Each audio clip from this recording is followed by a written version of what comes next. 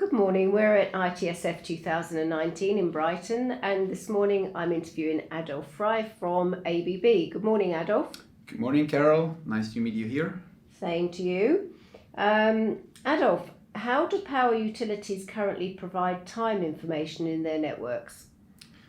Yeah, most cases they have quite a lot of clocks out in the substation or also in the telecommunication network, mainly distributing frequency, sometimes PPS, PTP, but all connected mainly to GNSS systems. Okay, so what are the benefits for a power utility to adopt a network clock concept such as PTP? I would say this gives them a certain freedom when it comes to dependencies on third party, namely GNSS systems. So they have better availability at the end. So they are distributing time over PTP over their own network, for example, and do not have to deal with that many equipment out in the substation. So as an example, if a power utility has 500 substations. Usually you have at least 2 clocks inside a substation for redundant reasons, sometimes even more. And you have somehow to maintain that asset. And with a potential networking clock concept where you distribute time from centralized network clocks, just 2 or 3 for redundant reasons, you distribute time towards a substation without this massive amount of equipment out in the substation. Okay, so what are the risks for a power utility if they don't set up a network clock concept?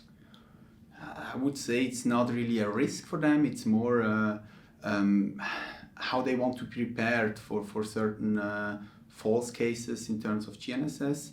So meaning if they use a networking clock concept, could also be like a backup in case a GNSS system doesn't work anymore because of several reasons all of us knows.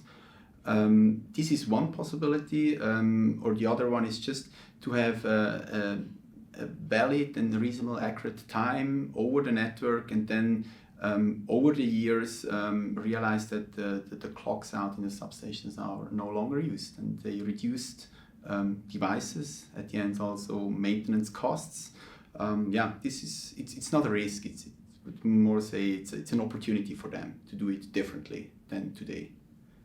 Okay, so how can you ensure a PTP-based timing network is robust? That's a good question. That's a really valid question because you need for sure reliability, a high number of reliability, meaning you need for sure redundant grandmasters. Even better if you have 3 with the assumption that at least one of them is always on maintenance. You need your network that supports also redundancy. We use the technology M+TP, which gives you possibility from the technology with path protection. So meaning you have a working path, and in case a fiber break or a reboot of a unit or a failure of a unit in a network, you have a protected path, so you can switch over. And the good thing on M+TP is also that forward and backward path is always the same, not like other technology where you have forward and backward potential on different paths, which leads to really serious problem with PTP. Okay, so how well are the IEEE 1588 standards evolving to support power applications?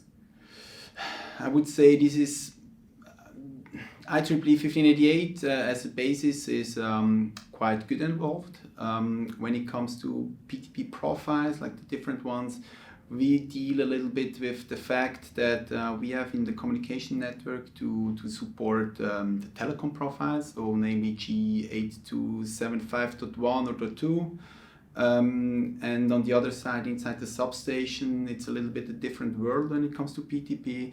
There it's namely IEC 61859-3 profile. So we acting somehow in the middle as a converter between the telecom profile towards the power profile. But back to your question, from our standpoint of view, the PTP standards are quite good involved.